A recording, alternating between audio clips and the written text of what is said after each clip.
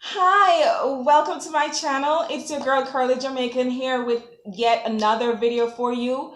First of all, Merry belated Christmas to all of you wonderful people. And I hope that you had a fabulous Christmas. I hope your kids got as many gifts as you could afford them. I also hope that you and the family got along pretty well. We know how family get-togethers can be, right? So speaking of family get-togethers, I wanted to talk about something that honestly should be taking priority on social media, in politics, all of those arenas, because this is such a major problem that honestly at this point is just an incurable disease, if you ask me. That's just how big and broad and far reaching and untouchable it almost is. So I wanted to talk about sex trafficking. Now, may not be the best topic the day after Christmas, but I just want you to think for a moment that warm, fuzzy feeling you get when you're with your family, when you're seeing your kids open their gifts, that safety that you feel. If you were arguing with family members and maybe your Christmas was ruined, it still isn't as bad as what many children, women, and men are going through right now. To them, that Christmas feeling, that family feeling, as dysfunctional as many of our families are, is a fantasy and something that they don't even have hopes of ever experiencing again, because they don't know if they'll ever make it out alive or make it out. So today I wanted to go ahead and talk about that because I feel as if it impacts every one of us. Moms, dads, kids, men, women, and we just need to be vigilant, careful, and this is something that we all need to be talking about. Before I even get into certain facts about sex trafficking, because you know I always bring my facts, I wanted to share my own story in terms of what I believe to be a near sex trafficking experience. Now, I could be wrong. This could be a matter of perception, but honestly, guys, I don't think I'm wrong, and I don't think I was wrong. I used to work in Atlanta about a year ago, and I used to love like taking walks to buy my lunch. And I was actually walking to a Jamaican restaurant to buy some, some curry, goat, and some rice and peas. Yeah. You know, the way I am, honestly, I'm a person that lives in my head. So when I walk, I tend to kind of be thinking about a lot of things, and I have a whole event going on in my head that I'm focused on. I honestly wasn't paying too much attention to my surroundings because it was familiar. It wasn't a place that I was not comfortable with or comfortable walking by myself. I was just casually walking. I crossed over. I remember crossing over. I was kind of midway on the sidewalk, closer to the corner than to the street.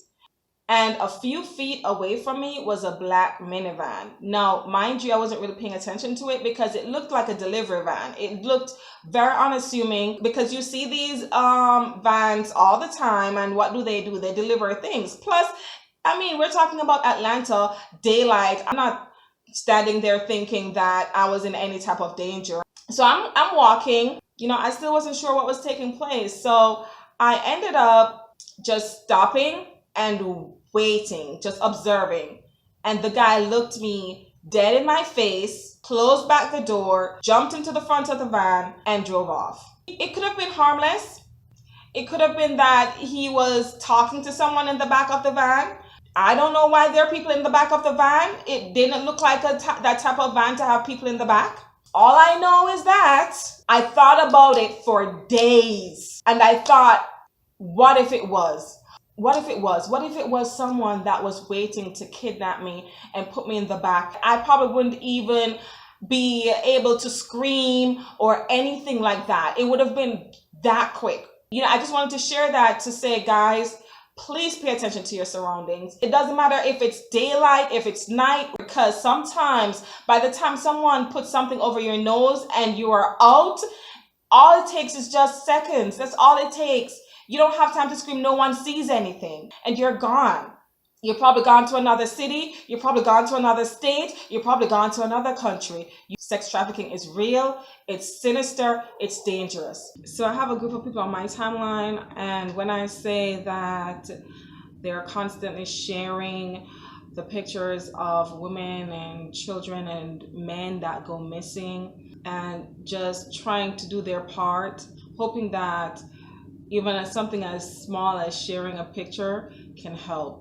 I wonder if we can truly ever eradicate sex trafficking, if we can truly, honestly curb it. I don't mean to be a pessimist, but I don't think so. All we can do at this point is just keep the good fight going. I actually put off researching this because I knew that the stats would be really depressing. It was so depressing that I stopped just reading one particular article. All the articles that I've used to present this video is going to be listed in the description box. Guys, check them all out. We just need to be armed with knowledge.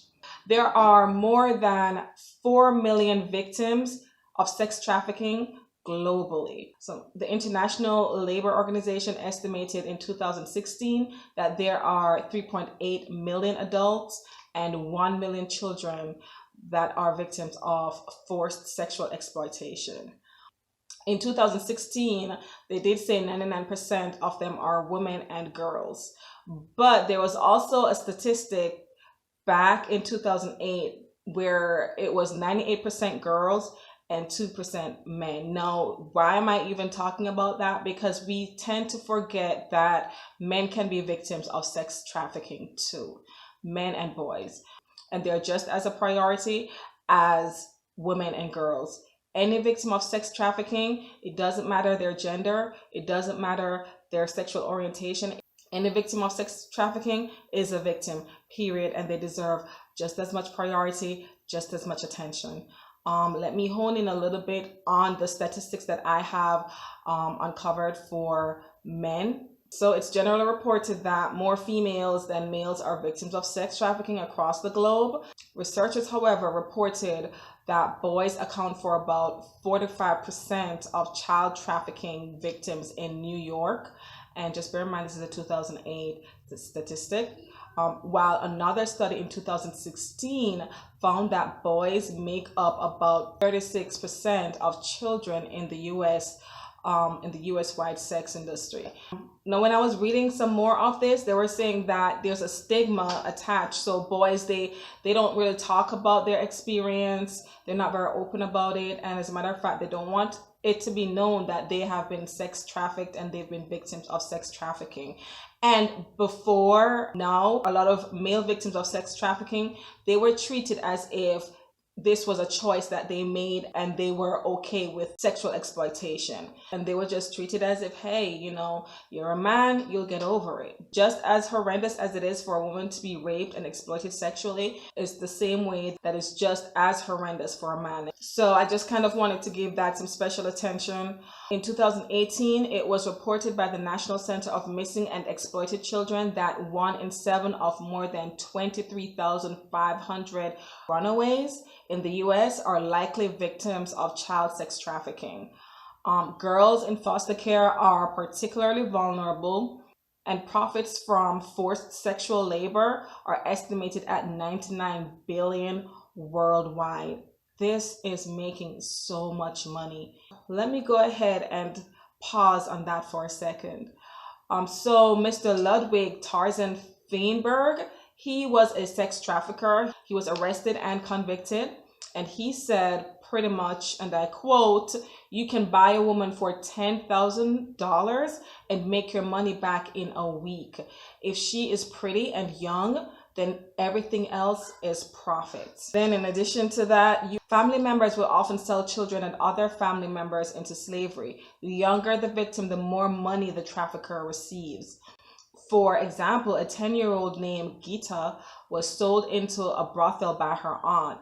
The now 22-year-old recalls that when she refused to work, the older girls held her down and stuck a piece of cloth in her mouth so no one would hear her scream as she was raped by a customer. So this brings me to the point that approximately 54% of the sex trafficking cases, the recruiters are strangers, and 46% of these cases, the recruiters know the victim. 52% of the human trafficking recruiters are men, 42% are women, and 6% are both men and women. Guys, I'm not really sure how true this is, but the website did state this, that human traffickers often use a Sudanese phrase, use a slave to catch a slave, meaning traffickers send broken-in girls to recruit younger girls into the sex trade.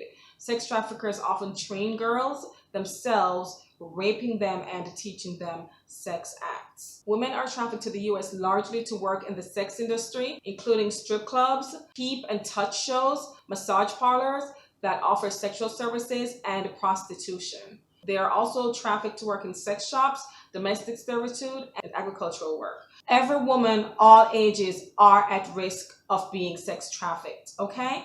And if they're not trafficking you for sex, they can traffic you for labor. And if they're not trafficking you for labor, yes, they can traffic you for your organs. So do not think that this is specific to young girls and teens. Do not adopt a false sense of security where that is concerned. An estimated 30,000 victims of sex trafficking die each year from abuse, disease, torture, and neglect. 80% of those sold in sexual slavery are under 24, and some are as young as 6 years old. Victims are still being arrested for crimes that they are forced to commit by the sex traffickers. And if you think that is sad, here are some individual cases of sex trafficked victims still being punished for things like murdering the sex trafficker. Many of you might be familiar with Cyntoia Brown. Well, she was sentenced to life in prison in 2004. She was 14 at the time, and what she did was she murdered a man that she claimed solicited sex from her.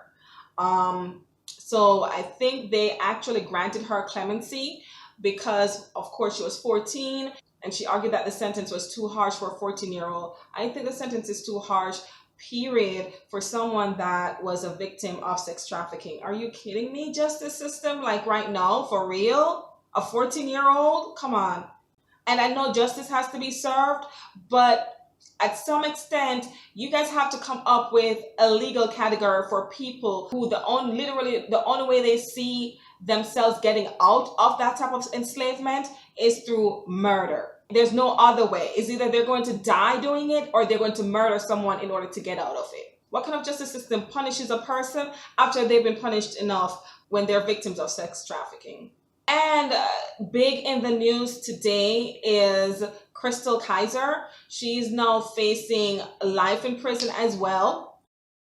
When she was 16 years old, she's now 19, but when she was 16 years old, she shot Randy Vollard twice in the head and set his body on fire. He was trafficking girls, abusing girls against their will, and just doing all manner of evil to these young women. She stated that when she killed him, the only thing she knew was that she didn't want to have sex with him ever again. Can you imagine that?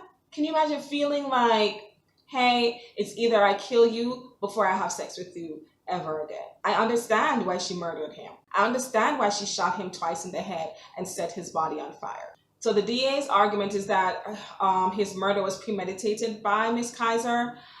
I can see that. I can see it being premeditated. I can see her planning to kill him before he raped her again. We all are praying for her, and we're all hoping that they will grant her leniency because honestly, come on, that is understandable. Even I know deep down the DA understands it. You know, he's just doing his job in executing justice, the way the justice system works. This type of thing, honestly, it warrants a certain type of reaction. When you're thinking about these pedophiles just getting away with raping and killing and destroying young women's lives, young girls' lives, it's just disturbing. So guys, a final thing to note is getting statistics for sex trafficking is very difficult. A lot of times the police officers, they don't know if they're dealing with a runaway, parental kidnapping, or sex trafficking. Unfortunately, you don't know until a person ends up being rescued, killed, or killing someone. But whatever numbers you're thinking, just know that it's 10 times worse. A lot of the stats that they have are estimates. There is no official estimate of sex trafficking victims in the US. However, in 2019, it was found that the top 3 countries where sex trafficking originates are in the US, the Philippines, and Mexico. One more thing, guys, the National Human Trafficking Hotline is available 24/7. You can text Be Free or 233-733, or you can chat at humantraffickinghotline.org. Thanks again for watching. Have a wonderful day. Bye. Yeah.